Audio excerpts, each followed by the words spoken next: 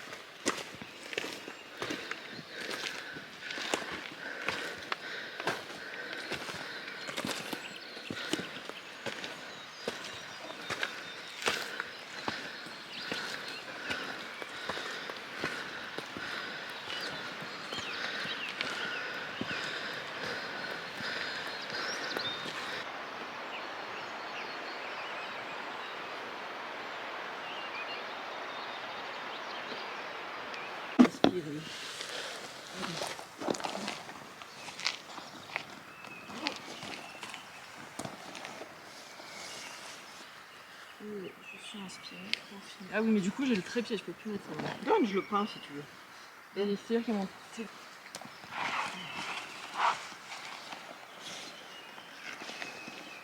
Il y a les épaules aussi. Il y a les coucous. Il paraît que c'est une année à coucou. Ah, J'ai une collègue en Savoie. on en a plein. Elle a dit j'en ai jamais autant vu. Coucou hibou, coucou hibou. Enregistre le. Tu le mets pas Dans le bêtisier. Instagram. Ma mère était inspirée du coucou. Oh, mais maintenant que tu as rencontré le hibou, La chouette. la chouette, elle te protège.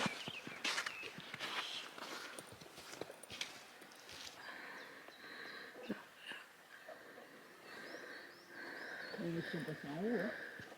Ah, c'est en haut le chemin? Je sais pas. Ah ouais, là c'est un Oui, peu. c'est en haut, regarde le trait jaune, C'est un il est peu pas là. caillouteux, mais Il est là le trait. bah, ça dépend si quelqu'un a fait la trace Mais ou pas. oui, il y a des traces, tu vois pas? Bah, vas-y, passe devant. Regarde, il y a des traces.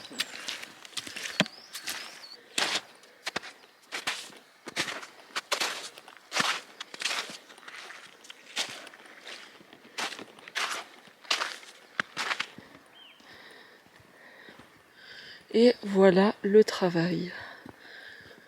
Waouh. Regarde ça.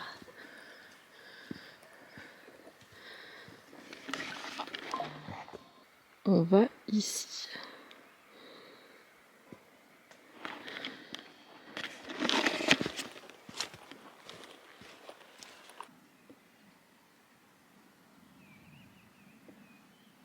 C'est parti pour l'ascension finale.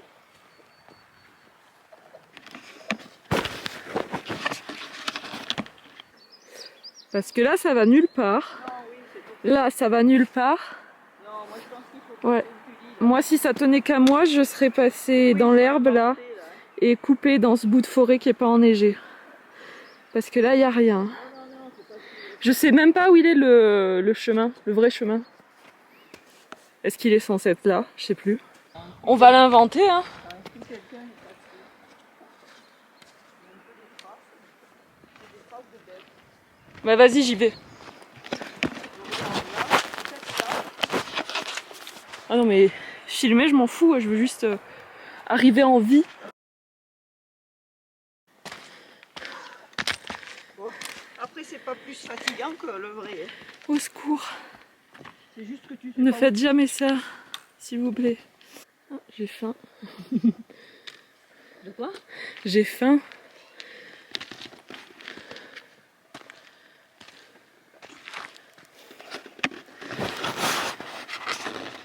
Moi je trouve quand même que c'est moins fatigant quand tu sais où tu vas, qu'il y a le chemin et que t'as pas à réfléchir, Oui, que de créer un chemin dans la garrigue. c'est qu'il faut réfléchir. Ouais. Mais bon, s'il faut monter tout droit dans la... Oubliez la trace. Hein. Oui, ben ça doit monter raide. Faudra bien qu'on redescende par là. Oui, ben redescendre c'est une chose. Monter c'en est une autre.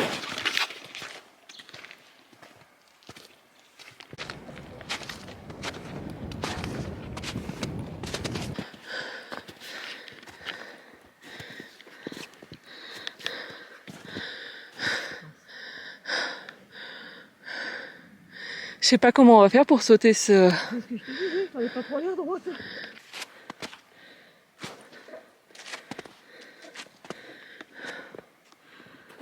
J'espère que pour la descente, ça sera aussi dur.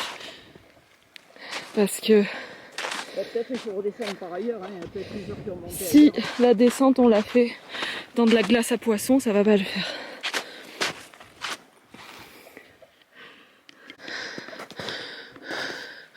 On y est.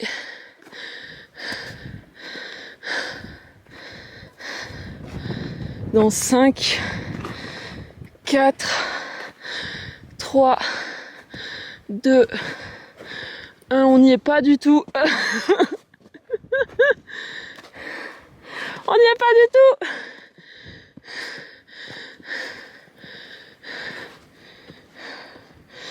Oh putain. Ah, voilà. Allez, ça continue, ça continue. Ça joue, ça joue. Le chemin, je crois qu'il est sur la gauche là-bas. Oui, c'est ça. Bah, t'avais qu'à passer devant si Oui, tu voulais mais- pas aller. J'en savais pas plus. Hein. Moi j'invente, hein. En tout cas, moi j'étais bien dit, pas trop à droite. J'essaye de trouver des chemins qui nous permettront de redescendre sans devoir louer un hélicoptère. Regarde, oui, sont les gens. Oh putain. Oh là là, mais ils ont pas peur des avalanches. Regarde ça. C'est ça surtout. No thank you. No thank you.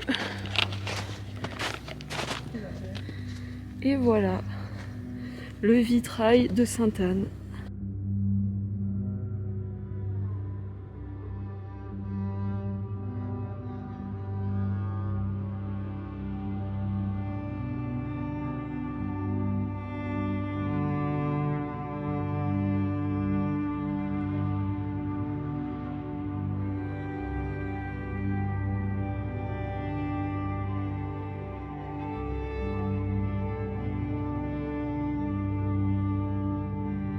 La glace a quelque chose de merveilleux que j'apprécie photographier. Si haut dans la montagne, on peut l'apercevoir tout au long de l'année, sous différentes allures. Et au printemps, ce sont les lacs qui honorent le plus la glace, et leur surface se brise comme d'immenses rosaces tournées vers le ciel. Ce jour-là, j'ai mis en scène quelques portraits et j'ai écrit cela dans mon journal. Je pense que c'est ça qui fait une bonne photo. Le mélange entre l'intention et le lâcher-prise. S'engager sur une seule intention non négociable et lâcher prise sur tout le reste. L'intention aujourd'hui, c'était monter au lac pour photographier les icebergs de printemps. Le lâcher-prise, c'était tout le reste, et en particulier l'ensoleillement avec une lumière qui était très dure à capturer. Le plus important est de tenir son engagement, honorer l'intention qui était non négociable.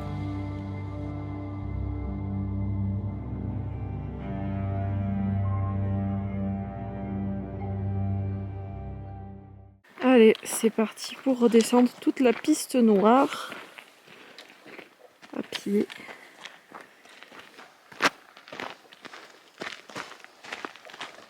Il y en a qui arrivent par là où on est arrivé.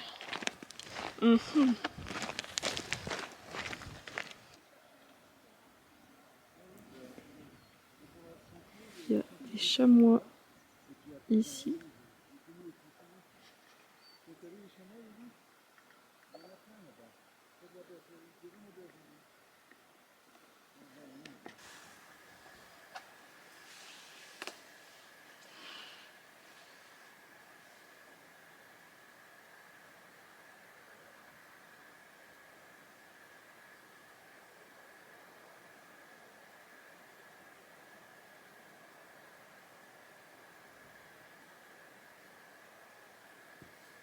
Regarde, on peut observer le chemin par lequel on est monté et médité sur nos choix de vie.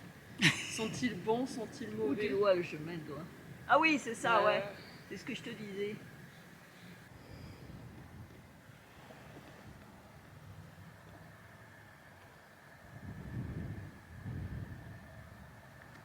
Les chamois, ils ont.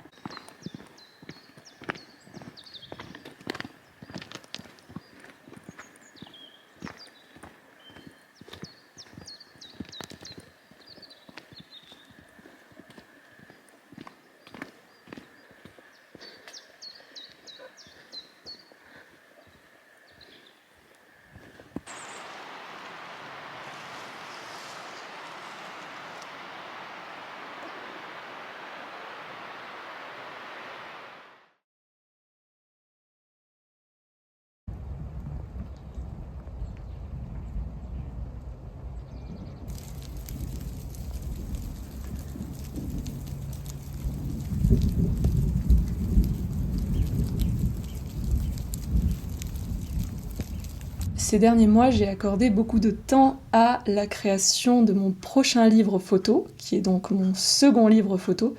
Et c'est de ce projet-là que je voulais parler aujourd'hui. À la fois parler de ce nouveau projet, mais aussi revenir un peu sur la chronologie de mon premier livre, De toutes parts la nuit écorche, qui était sorti en novembre 2022, donc il y a bientôt 3 ans. Et la particularité de ce livre-là, justement, c'est que je l'avais réalisé de façon très très rapide, c'est-à-dire qu'entre le moment où j'ai eu l'envie de faire ce livre et le moment où il a été imprimé, il ne s'est passé qu'une seule année, ce qui est très très court pour un projet artistique comme celui-ci. D'un côté, moi-même, j'avais beaucoup de temps à y accorder, donc j'ai énormément travaillé dessus pendant l'année. Mais d'un autre côté, c'était aussi une volonté personnelle de ne pas me laisser le temps de perfectionner le projet et surtout de ne pas me laisser le temps d'intellectualiser mes émotions et d'essayer de les changer. Et je voulais partager une création qui soit assez brute et où les émotions restent plutôt authentiques. À l'issue du processus créatif, le livre est publié via financement participatif au mois de novembre 2022 et je crois avoir expédié tous les livres qui avaient été précommandés dans les 2 mois suivants, c'est-à-dire avant la fin du mois de janvier. Et je me rappelle qu'à ce moment-là, je m'étais très clairement dit plus jamais je m'engage dans la création d'un livre, car c'est un processus dont l'effort est disproportionné par rapport aux bénéfices que j'y gagne. Et je ne parle pas du tout de bénéfices financiers ici, évidemment. Je parle vraiment de satisfaction personnelle et, comment on pourrait dire, de bénéfices émotionnels, puisque l'intention première derrière la création artistique, c'est en général de se sentir mieux après. Et là, c'est vrai que c'était pas forcément le cas. Le processus de création avait été vraiment épuisant et même lorsque cela était fini, vraiment, je me sentais pas forcément mieux. Alors aujourd'hui, avec 3 ans de recul, mon regard sur ce projet est beaucoup plus empathique et je sais à quel point ce livre a été important pour moi et je sais tout ce qu'il m'a apporté. Mais c'est vrai qu'au début de l'année 2023, j'étais juste épuisée et je me sentais pas forcément bien. À partir de là, une année passe, même 1 année et demie, et nous sommes au mois d'avril 2024. Et sortie de nulle part, me tombe dans le creux de la main l'idée d'un second livre. Alors c'est une idée qui m'interpelle beaucoup, qui m'intéresse beaucoup, mais j'ai pas du tout envie de me mettre au travail et de fournir cet effort-là, à ce moment-là. Mais je sais que c'est comme si, au fond de moi, l'idée elle-même me disait « Attends, juste attends, tu verras. Attends, fais-moi confiance. » Je n'ai pas beaucoup de temps accordé à ce projet-là, je n'ai pas envie de fournir d'efforts particuliers, donc j'attends, je laisse cette idée évoluer dans ma tête. Et à partir de là, 2 années supplémentaires s'écoulent encore. On est au début de l'année 2026. Je n'ai toujours pas fait aucune session de travail sur ce livre-là. Et je commence à me questionner un peu. Je me dis, bon, est-ce que vraiment je commence à forcer les choses et à faire quelque chose ? Ou est-ce que je me tiens à ma promesse initiale de vraiment attendre et voir les choses arriver ? Ce qui est fou, c'est qu'à ce moment-là de l'année, j'ai déjà rencontré l'imprimeur avec qui je veux travailler, qui connaît déjà mon travail, qui apprécie ce que je fais, qui est OK pour m'accompagner sur ce livre le jour où il sera prêt. Mais le livre n'est toujours pas prêt. Alors, évidemment, en 2 ans, je n'ai jamais cessé de faire de photos, je ne pourrai jamais cesser d'en faire. Mais le travail qu'il y a autour d'un livre, il va bien au-delà des photos. Et à ce niveau-là, je n'ai vraiment rien fait. Quelques mois passent et on est au mois d'avril 2026. Et là, tout s'est débloqué. Tout s'est aligné. Du jour au lendemain, tout s'est débloqué. au début du mois d'avril, un soir, je m'assois devant mon ordinateur, je commence à écrire, et je crois qu'en 15 jours, 3 semaines, j'avais réalisé la moitié du livre. C'était un processus foudroyant que je ne saurais expliquer. C'était un processus justement qui était très éloigné de toute notion d'effort, de travail, de discipline ou de logistique. C'était vraiment quelque chose, je dirais pas magique, mais au moins irréel. C'était un moment très particulier pendant lequel j'ai vraiment eu l'impression de trouver quelque chose que j'ai cherché toute ma vie sans même savoir ce que c'était. Je saurais pas le décrire autrement, c'était vraiment à la fois très étrange et très agréable, très réconfortant. Et j'ai pas encore beaucoup de recul là-dessus, mais je ne pense pas me tromper en disant qu'aujourd'hui je sais que ce livre a changé ma vie, ou du moins qu'il va la changer. Je parle pas de changement foudroyant du tout au tout, hein, bien sûr que non.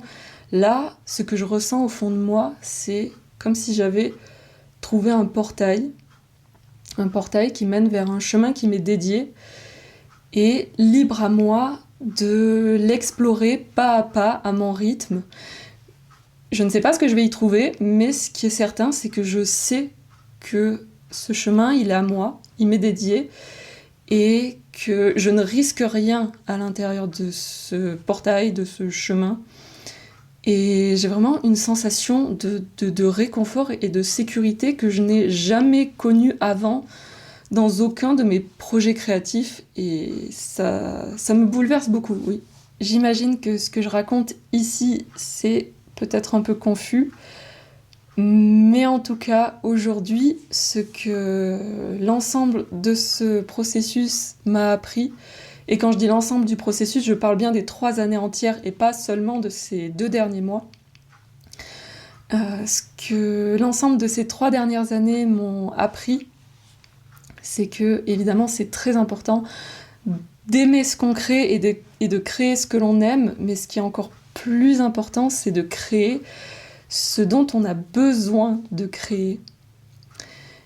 Et ce que je veux dire par là, c'est que la véritable magie opère non pas au moment où nous choisissons intentionnellement de créer de l'art, mais à partir du moment où nous acceptons que l'art puisse nous créer, puisse nous transformer, et que ça ne soit plus nous qui créons quelque chose pour que ça soit le miroir de nous-mêmes, mais à partir du moment où nous acceptons que l'art soit une entité et que ça soit à nous de l'incarner tel qu'il est lui, et pas l'inverse. Je pense que c'est encore plus confus dit comme ça, mais prenez-en ce que vous avez à y prendre si vous en ressentez le besoin.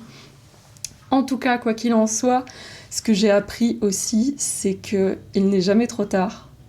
Si ça fait 10 ans, 15 ans que vous travaillez dans votre discipline artistique, avec au fond de vous la sensation qu'il vous manque quelque chose sans pouvoir comprendre ce que c'est, je vous promets que ça arrive. Ça arrive, je vous promets que ça arrive. Et surtout si vous êtes dans votre vingtaine, ne brûlez pas les étapes, là vous avez beaucoup de temps devant vous.